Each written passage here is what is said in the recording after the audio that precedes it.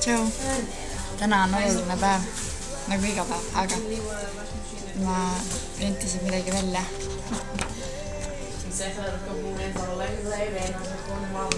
Ja teise veel. See tähendab seda, et nüüd on see rohkem kui kindel, et homme tulen ma koju, Eesti koju.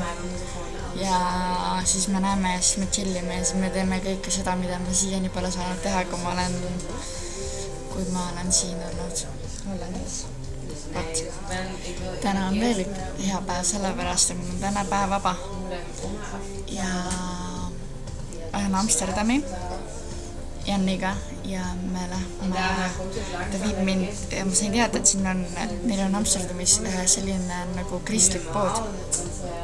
Ja ma tõesti tahan seda näha ja ma tahan sinna minna ja ma tahan näha, mis neil seal müüakse ja kõike seda.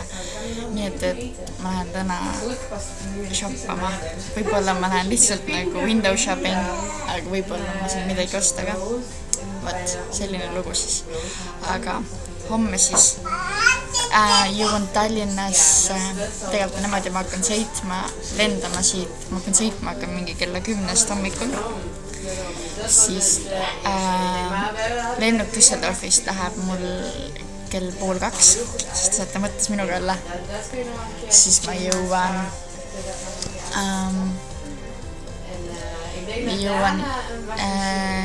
ja Riiast läheb mul lennuk kell 5:10. Ja see lendab mingi tundi aega.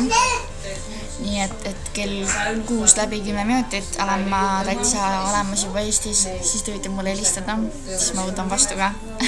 Muidu võtan ka selle. Aga ja siis on selline asi, et ja siis ma tulen rongiga Türile. Mul rong läheb mingi 19:25 oli vist. Nii et ma jõuan Türile 21:15 umbes. Ma tean, et Merks on mul vastas seal. Ta lubas mulle. Nii et siis me näeme varsti. Võt. Nüüd te siis teate, mis ma homme teen. Okei, tšau!